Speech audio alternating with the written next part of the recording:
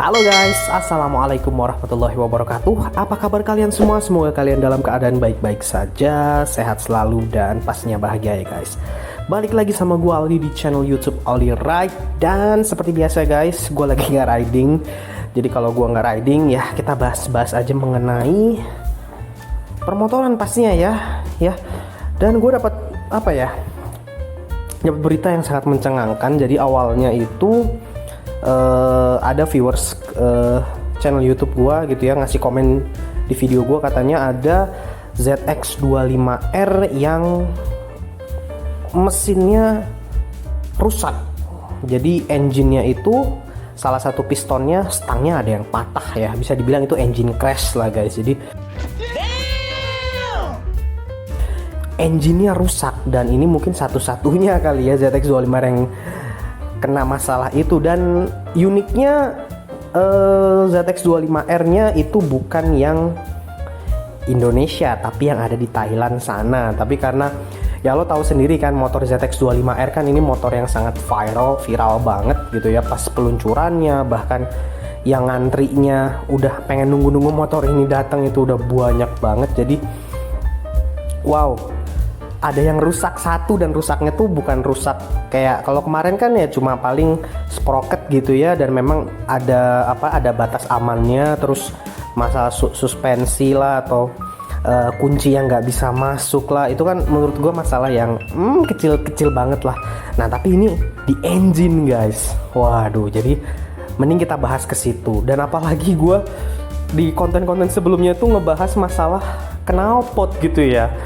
Jadi pas banget, knalpot kan sangat dekat hubungannya dengan mesin. Dan kebetulan banget yang mesin yang rusak itu, yang motor yang ada di Thailand, ZX25R Thailand itu, kebetulan dia ZX25R juga udah ganti knalpot racing. Dan dia bilang di keterangannya itu, gue dapet dari Ari Pit Stop kalau nggak salah situsnya ya, sama Moto Viral kalau nggak salah informasinya, gue lihat di situ. Belum lama guys ya, kalau gue saat gue rekam video ini sekitar 2 hari yang lalu lah, gue nggak tahu pastinya ya, tapi belum lama lah guys. Nanti video ini tayang insya Allah belum lama lah gitu, informasi tentang ZX25R yang mesinnya rusak lah gitu ibaratnya. Nah dia bilang keterangannya ZX25R itu baru aja servis guys, baru aja servis 1000 km pertama. Ya biasanya maksudnya servis 1000 km pertama ini yang gua belum jelas juga, apakah dia memang sudah 1000 km baru servis, atau bisa jadi ya kayak gua gini ya, karena kan ibaratnya servis ZX25R ini kan dia nggak pakai kilometer ya, dia pakai waktu lah gitu ibaratnya. Belum 1000 tapi dia udah servis, biasanya kan begitu guys. Belum sempat 1000 km tapi karena sudah mentok waktunya kayak punya gua gini ya, gua ya terpaksa mau nggak mau mesti servis 1000 km pertama. Nah seperti itu. Dan dia bilang juga motornya pun baru 1 bulan gitu loh, baru 1 bulan dia beli, masih sangat baru banget tapi udah hancur mesinnya lah gitu ibaratnya. Nah gua lihat keterangannya, si motornya itu yang ZX25R yang di Thailand yang rusak itu, dia menggunakan knalpot racing. Jadi ada indikasi dia nggak di cover garansi mesin ya. Gue waktu itu sempat pernah bilang juga mengenai motor ZX25R ini, dia nggak dapet kalau misalkan lo ganti knalpot racing gitu ya, knalpot aftermarket, dia garansinya hangus ya, terutama garansi mesinnya yang hangus ya. Jadi kalau ada apa-apa sama mesin, lu mau klaim ke Kawasaki, lu kelihatan pakai knalpot racing, biasanya bakalan ditolak. Namun ada beberapa bengkel yang bisa ya cincai lah ya gitu kan, bisa diatur-atur lah ya. Tapi nggak semua bengkel seperti itu ya. Ada beberapa yang mesti ngikutin SOP, ada beberapa yang masih kelonggaran, tapi ada beberapa yang memang ketat. Nah jadi ya agak-agak sedih juga ya kalau motor tersebut nggak di cover garansi. Nah menurut gue gimana nih, mungkin kan banyak yang nanya menurut gue gimana tuh tentang motor itu gitu kan, ZX25R yang ada di Thailand itu. Ya gue nggak tahu ya. Jadi kalau menurut analisa gue nih, berarti kesotoyan gue aja ya, sorry ya, cemil ya guys, correct me if I'm wrong. Nah jadi kemungkinannya 2, bisa defect dari pabrik. Nah kita bahas kalau defect dari pabrik ya, karena ini produk ini kan baru banget ya ZX25R ya, bisa jadi memang ada flow lah ya, ibaratnya ada flow lah saat pembuatan engine di ZX225 atau enggak pas saat produksinya. Kan nanti kan mungkin Kawasaki mungkin bisa bantu analisis, terutama stang pistonnya kan mungkin ada nomornya, ada kode produksinya, dan ZX25R juga ada kode produksinya, dia masuk yang lain yang mana, suppliernya yang mana. Jadi gitu guys kalau di perusahaan nih, karena gue udah tahu kalau di perusahaan itu kenapa di motor itu ada kode produksi, ada angka-angka aneh, ada apa. Nah dia biar tahu, oh kebetulan yang unit punya gua ini misalkan ada di line produksi 1, kan dia punya banyak line tuh, banyak channel tuh. Oh line 1 dan line 1 ini supplier produk-produk part-partnya lainnya itu dari si vendor A atau vendor B. Nah itu bisa dibaca tuh, di trace apakah benar. Misalkan kalau yang rusak itu salah satu partnya, misalkan kalau dalam kondisi yang ZX25 Thailand itu misalkan stang pistonnya. Nah stang pistonnya itu misalkan motornya ada di line 1. Nah kebaca tuh, oh di line 1 nih, coba dicek di line 1 stang pistonnya siapa vendornya. Oh vendornya si B nih, atau si C nih, atau si A sih. Nah itu nanti di trace, dan nanti mungkin dia akan cek, coba yang vendor A kita cek bener nggak stang pistonnya, kita uji, ternyata kelihatan, oh ternyata memang ini yang bikin kebetulan vendornya kurang bagus nih, ya berarti bisa jadi di cover garansi. Tapi kalau ternyata pada saat dicek stang pistonnya ternyata aman-aman aja, nggak masalah, sudah diuji beban segala macam, dicek di R&D-nya juga bagus, ya mungkin alasan kedua nih, yang tadi kan masalah pabrik. Nah berarti yang kedua adalah masalah pemakaian, konsumennya mungkin melakukan sesuatu pada motornya.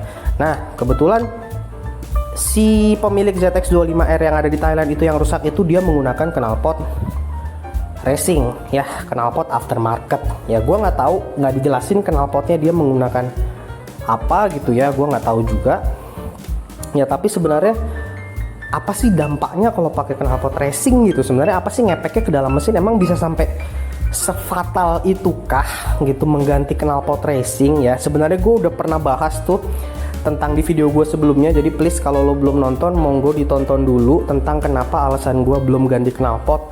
Terus gue juga pernah ngebahas masalah ya ada jenis-jenis knalpot gitu ya, mungkin lo bisa bahas bisa nonton di situ, sorry ya, lo bisa nonton di video gue sebelumnya.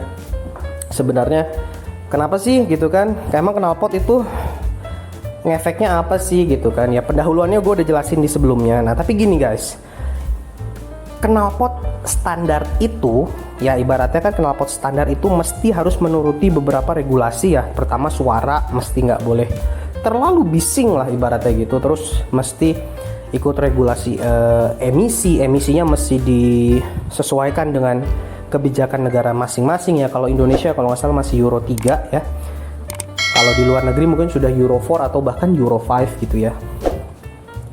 Ya terus macem-macem lah, dari kebisingan, dari konstruksi atau apapun, gue nggak tahu regulasinya. Jadi makanya knalpot standar biasanya bawaan seluruh motor, biasanya kan suara motornya kan ya nggak berisik-berisik amat ya guys ya, ya adem lah gitu ibaratnya knalpotnya.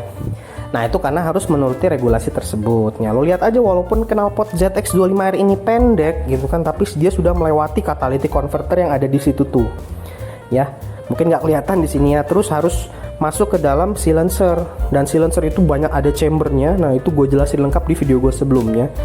Jadi walaupun sependek ini knalpotnya itu aliran udaranya tuh sangat direstriktif banget gitu kan, ibaratnya terhambat banget gitu. Jadi makanya suaranya pun lebih tenang daripada knalpot racing. Jadi airflow-nya tuh terhambat banget, jadi ada back pressure. Jadi saat siklus pembakaran tuh ada back pressure, jadi ada udara yang membal kembali ke dalam mesin biasanya gitu ya.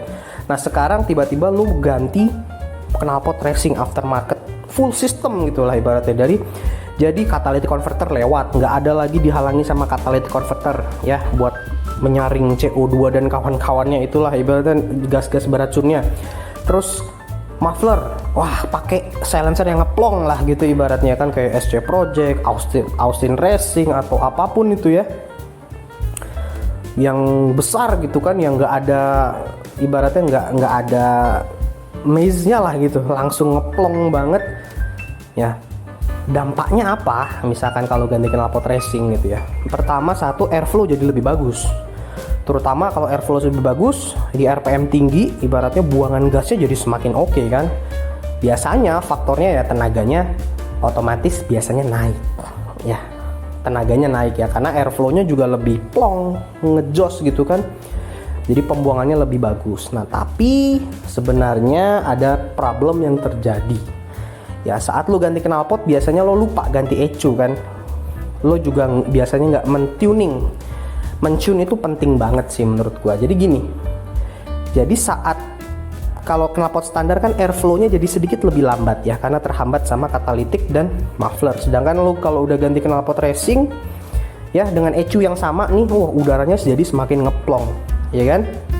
Nah, udaranya semakin ngeplong, jadi berarti biasanya kalau siklus pembakaran udara yang keluar itu juga jauh lebih banyak dan kadang-kadang membuat ruang bakar itu kering. Ini sebenarnya udah gue jelasin di video sebelumnya. Kalau ruang bakar itu kering guys, ya bisa ini. Jadi fungsi bensin itu, gue udah bilang di video sebelumnya, itu nggak cuma untuk pembakaran. Bensin yang zaman sekarang itu kan sudah sophisticated banget ya, bisa buat pelumas, bisa buat mendinginkan ruang mesin gitu kan. Ada untuk membersihkan mesin juga, ada deterjennya juga buat membersihkan kerak-kerak karbon gitu ya. Jadi bensin yang zaman sekarang dijual di Indonesia ini tuh udah canggih-canggih guys. Jadi bensin itu nggak cuma berfungsi buat bahan bakar ya, tapi dia juga bisa membuat ruang bakar bersih, melumasi, menurunkan suhu di dalam ruang bakar gitu ya. Nah jadi fungsi bensin itu adalah untuk itu, mendinginkan, mengawetkan, memberikan pelumasan juga pada piston gitu kan, supaya menghindari gesekan. Nah itu ternyata pada saat lo ganti knalpot racing, semua itu mudah terbuang pada saat siklus exhaust gitu ya, karena saking ngeplongnya. Nah kalau lo ganti knalpot racing beda dengan saat lo pakai knalpot standar. Knalpot standar itu kan ada back pressure, gue bilang agak sedikit lebih terhambat, jadi nggak semuanya tadi bensin dan uap bensin tadi keluar, ada yang nyisa di ruang bakar yang bisa berfungsi sebagai pelumasan, pendinginan dan lain sebagainya. Nah tiba-tiba keluar gitu kan. Nah maka dari itu biasanya kalau ganti knalpot racing kan harus juga retune ECU-nya. Nah retune ECU-nya supaya tadi nggak terlalu kering di ruang bakar, karena kan airflow-nya terlalu tinggi, gas buangnya jadi mudah keluar. Nah makanya jadi mungkin saja kerusakan yang terjadi sama ZX25R Thailand itu ya, ini gue cuma analisis abal-abal ya itu bisa jadi ya karena faktor tadi ganti knalpot racing, terus kondisi di ruang bakar itu sangat-sangat kering, sangat lean lah, kalau bahasa Inggrisnya sangat lean gitulah, sangat miskin udara dan bensin di dalam ruang bakar. Jadi karena mudah airflow-nya tuh bagus keluar semua, jadi sehingga di bagian ruang bakar tidak ada pelumasan. Akhirnya mungkin piston itu jadi seret lah gitu ibaratnya, seret, akhirnya dia nyangkut, stang pistonnya patah. Nah itu analisis abal-abal gue ya guys ya.